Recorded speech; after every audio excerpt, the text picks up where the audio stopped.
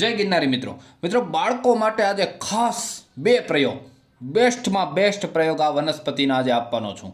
ખાસ કરીને નાના બાળકને અતિશય કબજિયાત થઈ જતો હોય અને બીજો પ્રયોગ છે કે નાના બાળકના છાતીમાં અતિશય કફ ભરાઈ ગયો હોય ચીકણો ચીકણો.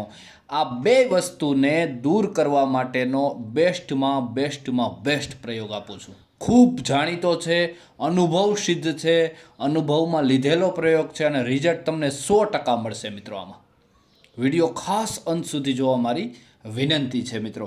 સારું, સૌ પ્રથમ મિત્રો આ જે હું વનસ્પતિ બતાવી રહ્યો છું એનું તમને હું નામ આપી દઉં તો ગુજરાતીમાં મિત્રો આને આપણે ગરણી અથવા કોયલ એવા નામથી ઓળખીએ છીએ. ગરણી અથવા કોયલ.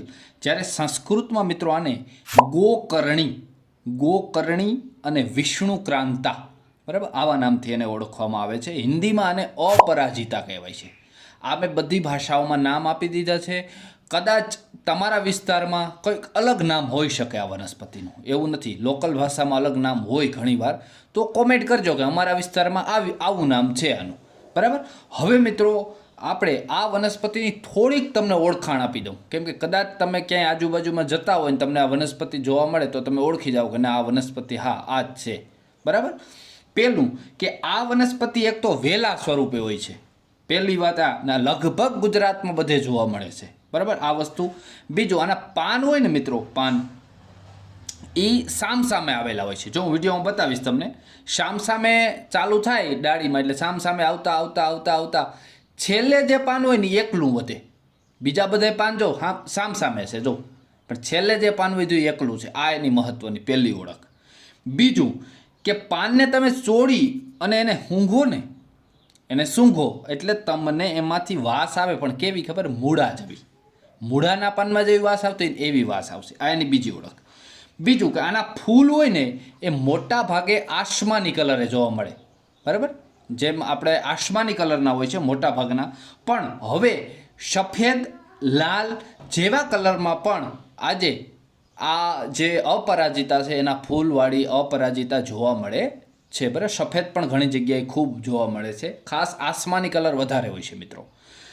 ત્રીજો અને એથી પણ અગત્યની એક તમને ઓળખ આપી દઉં કે આ ફૂલ હોય ને મિત્રો અત્યંત સુંદર હોય અને એના ફૂલનો આકાર તમે જોજો, નિરાતે વિચારજો, ગાયના કાન જેવો આકાર છે. આનું એક નામ ગોકર્ણી એવું નામ છે. ગોકર્ણીનો મતલબ ગો એટલે ગાય અને કર્ણી એટલે કાન. ગોકર્ણી, ગાયના કાન જેવા ફૂલ હોવાથી આનું એક નામ ગોકર્ણી છે.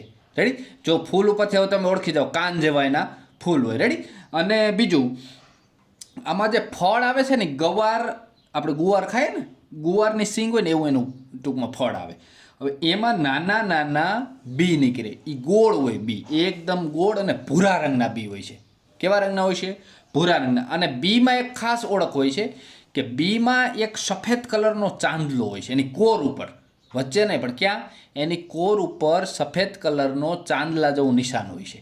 એટલે આના ઉપરથી પણ તમે આ વનસ્પતિને ખાસ ઓળખી જાઓ મિત્રો. આ આની સામાન્ય ઓળખની નિશાની હતી કે જેના પરથી તમે આ વનસ્પતિને ઓળખી શકો. હવે આના ઉપયોગ કહેવા જઈ રહ્યો છું એ પહેલાં એક નાની એવી વિનંતી છે મિત્રો, મારી મહેનત તમને સારી લાગે કે ના ખૂબ સરસ રીતે સમજાવો છો, એક લાઇક જરૂર આપી દેજો મિત્રો. વિડીયોને લાઇકથી ખૂબ પ્રેરણા મળે છે આવા વિડીયો બનાવવાની. અને હા મિત્રો, ચેનલમાં નવા હોય સબસ્ક્રાઈબ કરી લો. તમને અલગ અલગ વનસ્પતિ આયુર્વેદનું અઢળક જ્ઞાન અમે આપશું. સારું મિત્રો, હવે આપણે પ્રયોગ ઉપર જઈએ. કબજિયાત.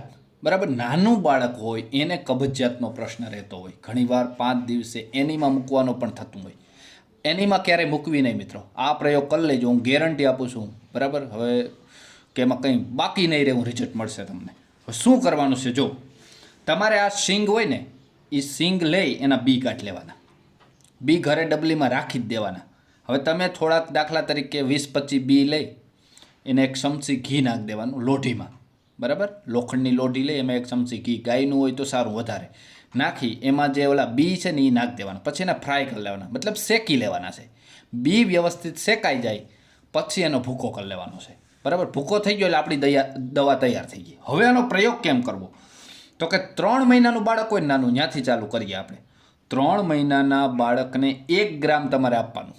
માના દૂધ સાથે પણ આપી શકો અને પાણી સાથે પણ આપી શકો, તમારી ઈચ્છા.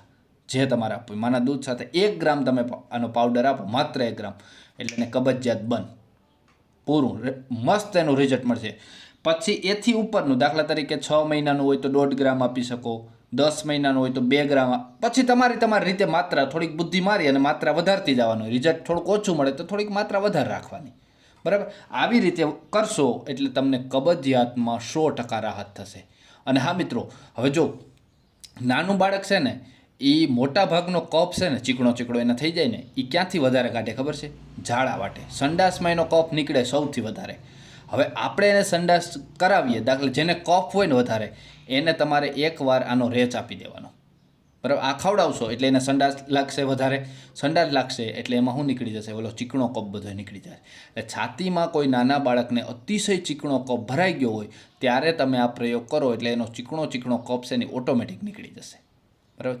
એ એક જ જગ્યાએથી કાઢી શકે. તમને ખબર છે, એને કે બળખા કાઢતા ન આવડે નાના બાળકને, એમાં તમે સંડાસ વાટે જ કફ નીકળશે, બરાબર. એટલે આ હતા આના નાના 2 પ્રયોગો, પણ મિત્રો અદ્ભુત રિઝલ્ટ છે, એમાં કંઈ બાકી નહીં હોય એવું રિઝલ્ટ છે. એટલે ખાસ પ્રયોગ કરજો. વિડીયો સારો લાગ્યો હોય તો તમારા મિત્રોને મોકલજો. આયુર્વેદના રસિક માણસો હોય ને એને વિડીયો મોકલજો, કેમ કે એને જ મજા આવશે. બાકી તો તમે ગમે ત્યાં મોકલો એનો કોઈ ફાયદો નથી, બરાબર. અને હા, લાઇક આપજો, લાઇકથી ખૂબ પ્રેરણા મળશે. સારો લાગ્યો હોય તો કોમેન્ટ કરજો કે ભાઈ અમને ના તમારા વિડીયો સારા લાગે છે, બરાબર. સારું, આગળ મળશું મિત્રો એક નવી જ વનસ્પતિ સાથે. ત્યાં સુધી જય ગિરનારી મિત્રો.